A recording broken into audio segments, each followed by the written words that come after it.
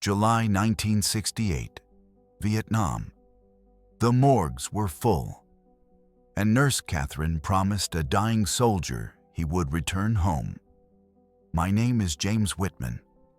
I've spent my life collecting stories that people can't forget, the kind that stay with you, that change you, that make you question what it means to be human in impossible circumstances. This is one of those stories. Her name was Catherine Ann Morrison. 26 years old in 1968. Everyone called her Katie. She'd grown up in Cedar Rapids, Iowa, cornfields and church potlucks and Friday night football games. She'd become a nurse because her mother had been a nurse, and her grandmother before that. In July 1967, she'd volunteered for Vietnam. Why? I asked her when we met in 2015. She was 73 then, living in a small house in Eugene, Oregon. The house smelled like lavender and old books. Because boys were dying, she said simply. Someone had to help them. I noticed how she said boys, not soldiers. People who've witnessed death up close often use tender language.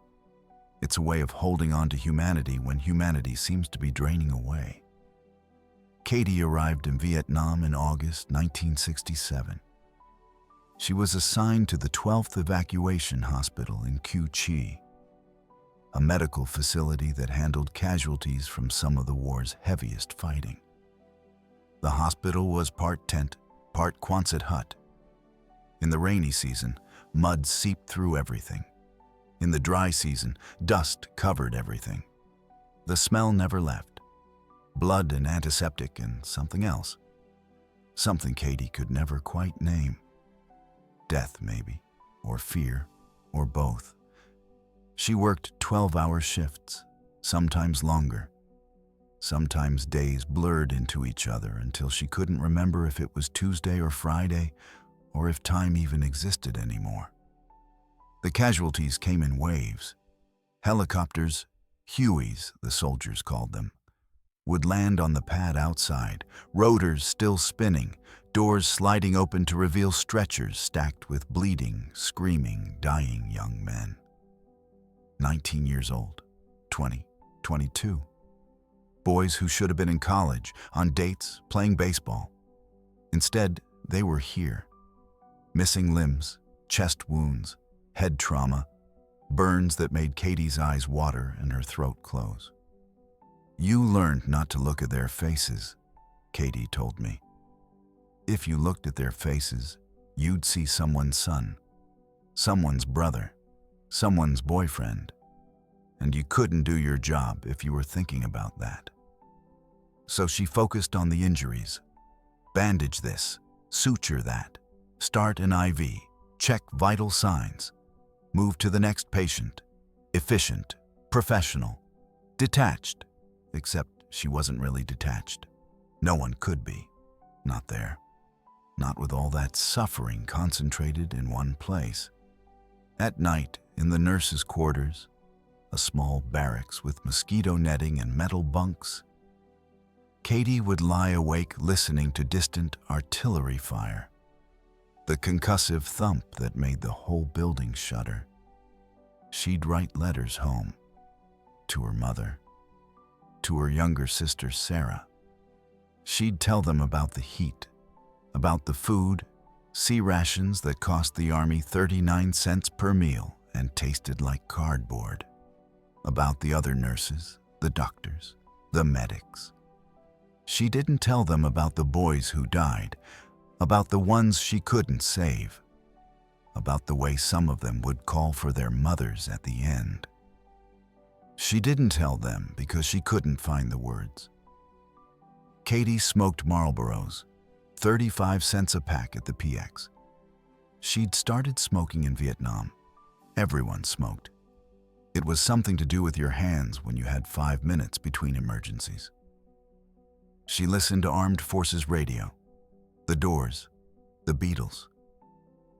Hey Jude played so often she could hear it in her sleep. And she learned to carry things. Not just medical supplies, not just the weight of blood-soaked bandages and amputated limbs. She learned to carry promises, unspoken promises to do everything possible, to not give up, to treat every soldier, every boy, as if he were her own brother. That was the promise she made to herself when she volunteered. But in July 1968, Katie made a different kind of promise, and it would haunt her for the rest of her life. It was July 23rd, 1968, a Tuesday. Katie remembered because it was her mother's birthday back home. She'd written a letter that morning before her shift started. "Dear Mom, happy birthday. I wish I could be there to celebrate with you. I hope Dad makes you his famous pancakes." She never finished the letter. At 11:47 a.m., the helicopters started arriving. An ambush. A platoon had been hit hard. Casualties were massive. The triage area became chaos. Medics shouting, doctors running, nurses scrambling. Katie worked on autopilot. Assess, prioritize, treat. Immediate, life-threatening, but salvageable. Red tag, delayed, serious, but stable. Yellow tag, minimal, walking wounded. Green tag, expectant, unsurvivable. Black tag. The black tags were the hardest. You were supposed to move past them, focus on the ones you could save.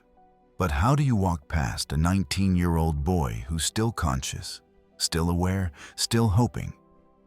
At 2:15 p.m., they brought in Private Daniel Reeves. Katie saw the tag before she saw his face. Black. He was 20 years old. From Amarillo, Texas. He'd been in country for 3 months. A fragment from a mortar round had torn through his abdomen. Massive internal bleeding. No chance. The medic who'd brought him in shook his head at Katie. "Don't waste time. We need you on the Reds." But Daniel was conscious. His eyes, blue, clear, terrified, locked onto Katie's. "Ma'am." His voice was barely a whisper. Am I gonna be okay?" Katie froze. She'd answered this question before, dozens of times. Sometimes she lied, sometimes she told the truth. It depended on the soldier, on the injury, on what she thought they needed to hear. But Daniel's eyes.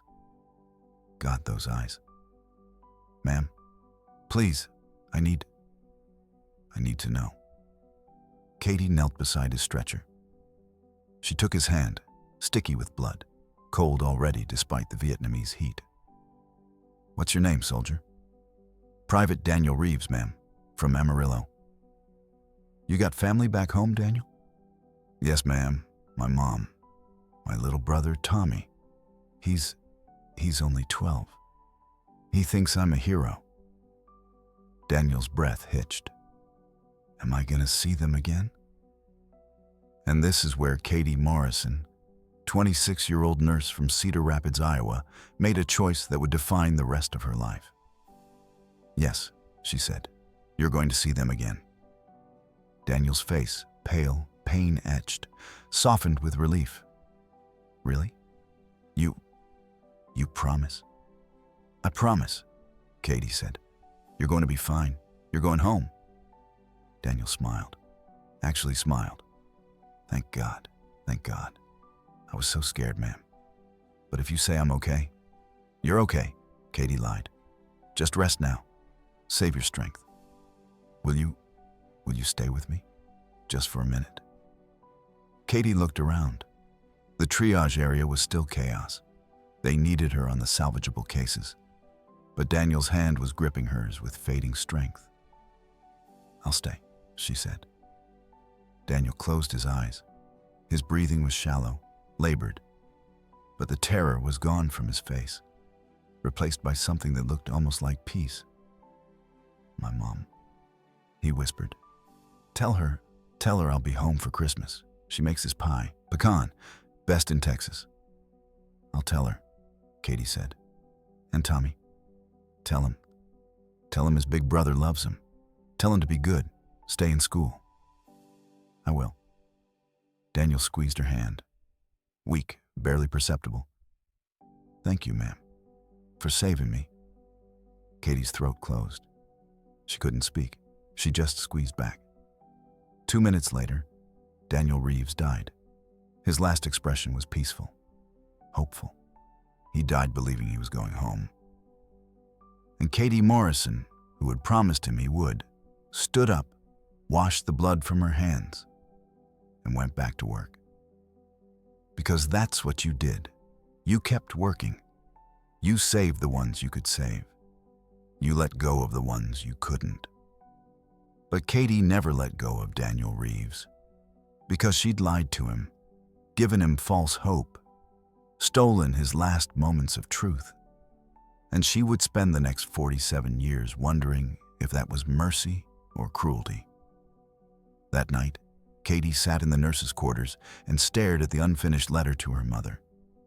She picked up her pen, put it down, picked it up again. She wanted to write about Daniel, about what she'd done. But how? How do you explain that kind of choice to someone who wasn't there? Instead, she wrote, "Mom, I hope you had a wonderful birthday. Things are busy here. I'm tired, but okay. Give Sarah a hug for me. Love, Katie." Safe, generic, empty. She sealed the envelope and set it aside. The other nurses were quiet that night. Everyone had lost someone today. It was just another day in Cucci. Lieutenant Patricia Chang, a nurse from San Francisco who'd become Katie's closest friend, sat on the bunk across from her, smoking and staring at nothing. "You okay?" Patricia finally asked. "Yeah." "Liar." Katie managed a weak smile. Black tag, 20 years old. He asked if he was going to be okay. Patricia nodded. She'd been there. They'd all been there. "What did you tell him?" "I told him yes." Patricia was quiet for a moment. Then, "Did it help?" "He died smiling," Katie said. "Then it helped. Or I stole his last chance to say goodbye. To make peace. To, I don't know. Be honest about dying." Patricia exhaled smoke. "Katie, there's no right answer. You made a choice. It's what we do every day. We make impossible choices and hope we're doing more good than harm. But how do you know? You don't. That's the hard part." Katie tried to let it go. She worked her shifts, saved who she could, lost who she couldn't. The same routine, the same endless parade of broken bodies and dying boys. But Daniel's face stayed with her. The way his expression had changed when she promised him he'd live. The relief, the hope. Had she given him peace? Or had she betrayed him? 2 weeks later, Katie was sorting through casualty reports, the grim administrative work that followed every major engagement, when she saw his name, Private Daniel J. Reeves. Date of birth, March 14th, 1948. Date of death, July 23rd, 1968. Next of kin, Mrs. Sarah Reeves, Amarillo, Texas. There was a home address, a phone number. Katie stared at the paper. She thought about Daniel's mother, about the telegram she would have received. "The Secretary of the Army regrets to inform you." She thought about Tommy, 12 years old, thinking his big brother was a hero. And she thought about Daniel's last words. "Tell her I'll be home for Christmas." Katie picked up a pen, started writing, stopped, started again. What could she say? "Your son died believing he would see you again. I lied to him, but he died peacefully." How do you write that? How do you explain? She couldn't, so she didn't write. But the unwritten letter stayed in her mind, like a debt unpaid, like a promise broken twice, once to Daniel, once to his mother. In September 1968, Katie's tour ended. She flew back to the States, to Cedar Rapids.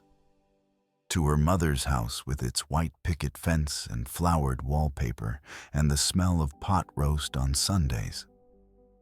Her mother hugged her at the airport. Her sister Sarah, 17 now, wearing bell-bottom jeans and a peace sign necklace, hugged her too. "Welcome home, Katie." But Katie didn't feel home. She felt hollow, like she'd left part of herself in Vietnam, the part that knew how to laugh, how to sleep without nightmares, how to live without carrying the weight of all those boys who didn't make it. She got a job at Mercy Hospital in Cedar Rapids, pediatric ward. No more trauma, no more black tags, just sick children who got better and went home. It should have been easier. It was easier. But Daniel Reeves still visited her at night, in dreams, in quiet moments, in the faces of young men she'd pass on the street. Am I going to see them again? Yes, I promise. In 1972, Katie married a man named Robert Morrison. Good man, patient. He worked at the John Deere factory, $4.25 an hour, union job. They had 2 children, Jennifer in 1974, Michael in 1977. Katie was a good mother, attentive, loving. She baked cookies and helped with homework and attended PTA meetings. But there was a distance, a wall. Her husband felt it. Her children felt it. "Mom, where do you go?" Jennifer asked once when she was 16. "What do you mean?" "Sometimes you're just not here, like you're looking at something we can't see." Katie didn't know how to answer, because Jennifer was right. Part of Katie was still in that triage tent in Koo Chai, still holding Daniel Reeves's hand, still making promises she couldn't keep. And the worst part? She didn't know if she'd do it differently. Even knowing how it would haunt her, she didn't know if she'd choose truth over mercy. In 1982, on Veterans Day, Katie saw a documentary about Vietnam nurses, women who'd served, women who'd come home carrying burdens no one talked about. One nurse, a woman named Susan from Ohio, said something that stopped Katie cold. "The hardest part wasn't the boys who died. It was the ones I lied to. The ones I told would be okay when I knew they wouldn't be. I did it to comfort them. But did I? Or did I steal something from them, their last moments of truth?" Katie sat on her couch, frozen, as Susan continued.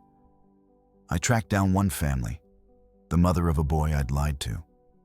I needed to know, did I do the right thing? Did my lie give him peace, or did it cheat him out of closure?" "What did the mother say?" the interviewer asked. Susan's face crumpled. She said, "He died believing he was coming home. That's all I have.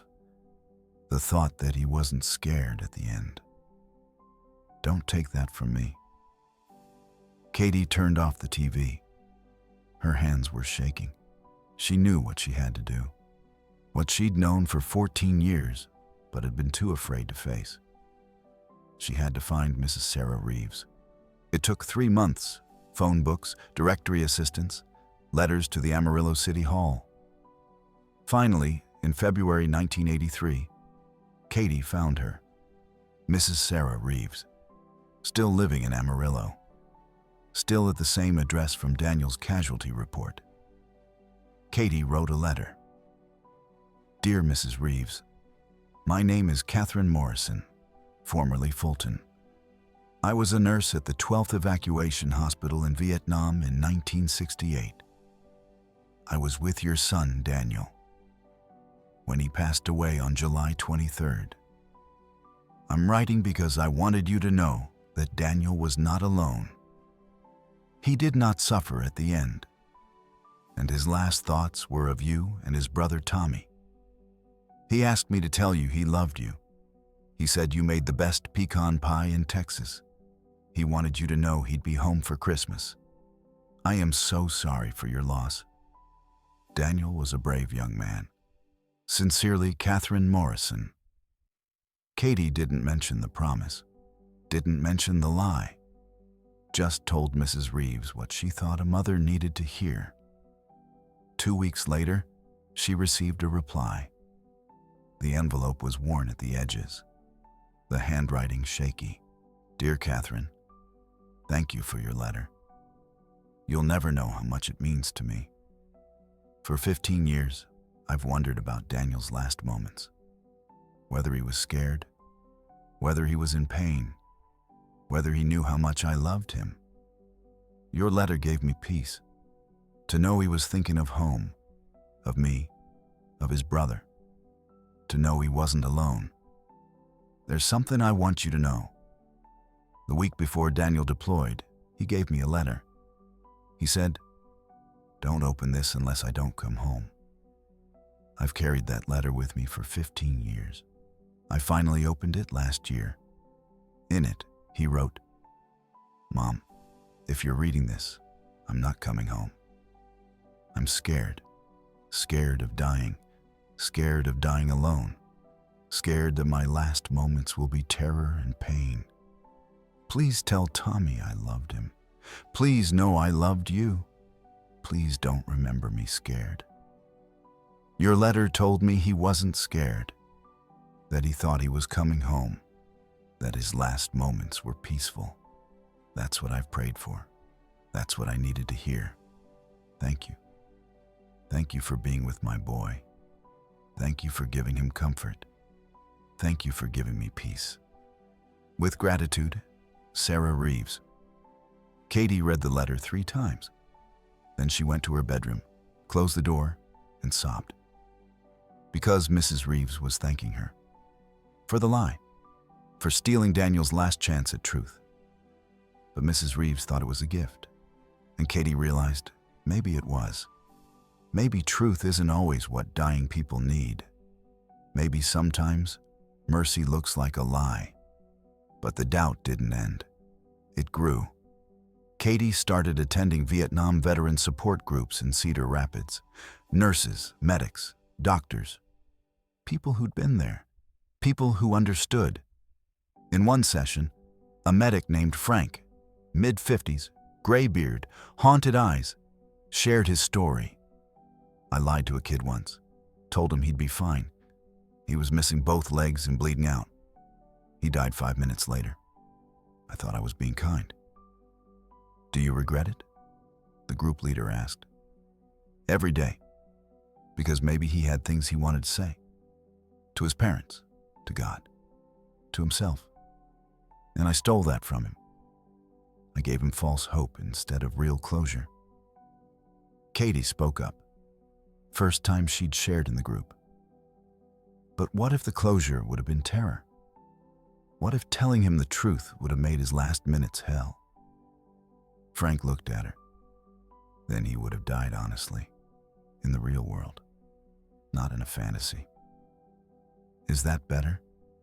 Katie's voice cracked. Is dying in terror better than dying in peace? I don't know, Frank admitted. But at least it would have been his truth, his reality, not mine.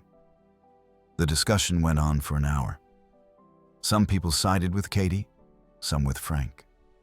There was no consensus, because there was no right answer, just choices and consequences, and the weight of living with both. In 1995, Tommy Reeves, Daniel's younger brother, found Katie. He was 39 years old, a high school history teacher in Dallas. He'd spent years researching his brother's death, tracking down people who'd been there. He called Katie one evening in March. "Mrs. Morrison, my name is Tommy Reeves. You were with my brother Daniel when he died." Katie's heart stopped. Yes. I wanted to thank you. My mother, before she passed in 1991, told me about your letter. It meant everything to her. I'm glad it helped. Can I ask you something? Tommy's voice was gentle, careful. Did my brother know he was dying? Katie froze. This was it. the question she'd been avoiding for 27 years. "Mr. Reeves, please, I need to know. My mother needed to believe he died peacefully, but I need to know the truth." Silence stretched between them, interstate phone lines humming. Katie made her choice. "No," she said. "He didn't know. I told him he was going to be okay, that he'd go home." More silence. Then, "Why?" "Because he was terrified.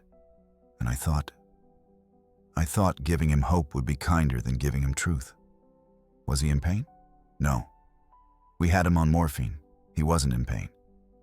Did he say anything about me?" Katie's eyes filled.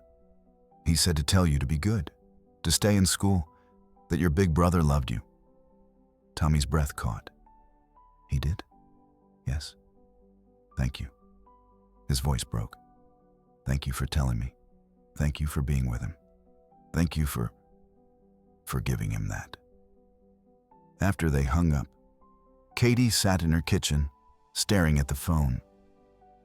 Tommy had thanked her, just like his mother had. For the lie, but was it really a lie if it gave them peace? Katie realized she'd been asking the wrong question. It wasn't, "Did I lie?" It was, who was the lie for Daniel or me? When I met Katie in 2015, she was 73. Retired, widowed. Robert had died in 2009. Her children were grown, with families of their own. She agreed to meet me after I'd written an article about Vietnam nurses. She'd read it and reached out. "I have a story," her email said. "I don't know if it's a good story, but it's mine." We met at her house in Eugene. She made tea, Earl Grey, the kind that comes in bags that cost $3.99 at Safeway. We sat in her living room surrounded by photographs. Her children, her grandchildren, her late husband, but no photographs from Vietnam. "I don't keep them," she explained. "Too hard to look at." We talked for hours. She told me about Daniel Reeves, about the promise, about the letters with his mother and brother. "Do you regret it?" I asked. The same question everyone had asked her. Katie was quiet for a long time. She held her teacup with both hands, the way people do when they need something to anchor them. "I regret the burden," she finally said. 47 years of wondering if I did the right thing. 47 years of carrying Daniel's last moments. That's heavy. That's exhausting. But the choice itself? No, I don't regret the choice, because I've thought about it a million times, played it out a million different ways, and every time I come back to the same thing. Daniel died peacefully. His mother found peace. His brother found peace. And you? Katie smiled sadly. "I found burden. But that's okay. That's the job. Nurses carry burden so patients don't have to. Even when the patients are already dying. Especially then." I asked her if she'd do it again. "Yes," she said without hesitation. "If I had to choose between my burden and Daniel's terror, I'd choose my burden every time." That's remarkably selfless. Or remarkably arrogant. Who am I to decide what truth someone should die with? Who am I to steal someone's last moments of reality? But you gave him comfort. Did I? Or did I give him false hope? Did I cheat him out of a chance to really face his death? To make peace with it? To say the things he might have wanted to say if he'd known it was the end? I noticed how Katie's hands trembled slightly, not from age, from the weight of questions that have no answers. "You're still asking yourself these questions," I said, "every day. Will you ever stop?" Katie shook her head. "No. This is my war wound. Some soldiers came home missing limbs. I came home missing certainty." Before I left, Katie showed me something.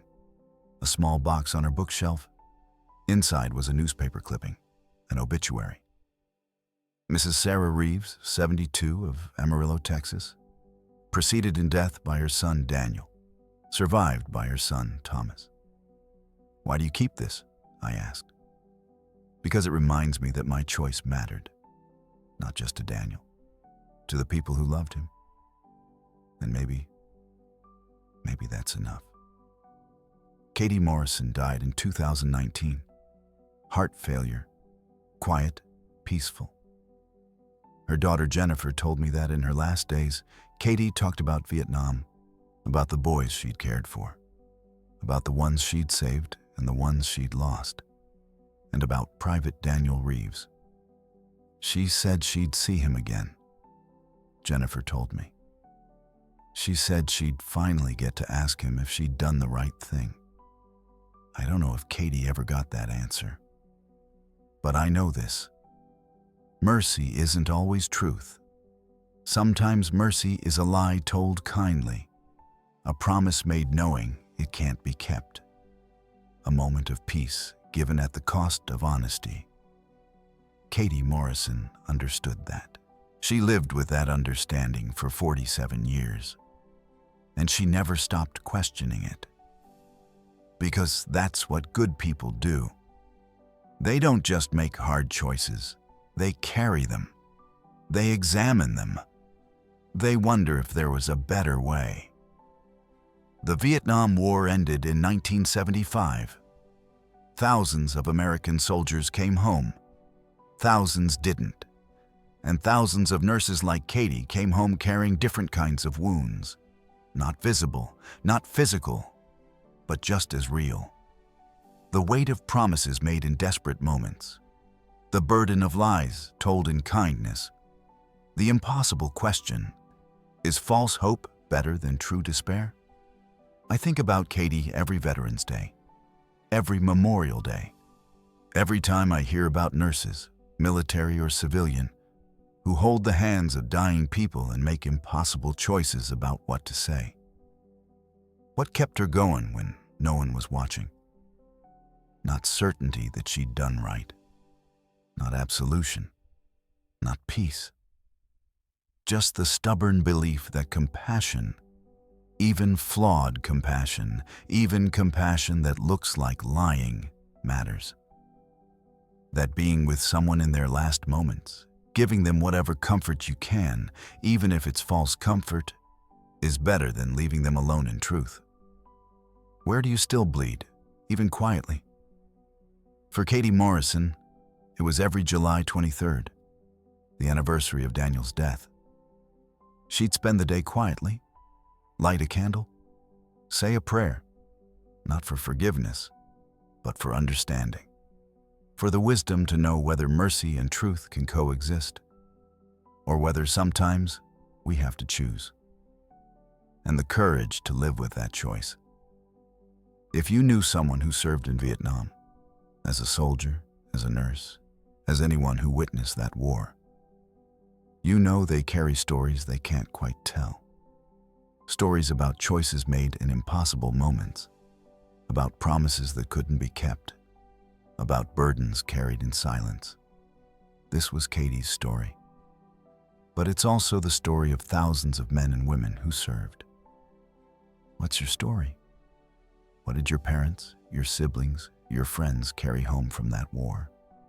Share it in the comments. These stories deserve to be told. Because people like Katie Morrison didn't just serve their country. They carried pieces of it home in their hearts and lived with that weight until the day they died. The least we can do is remember.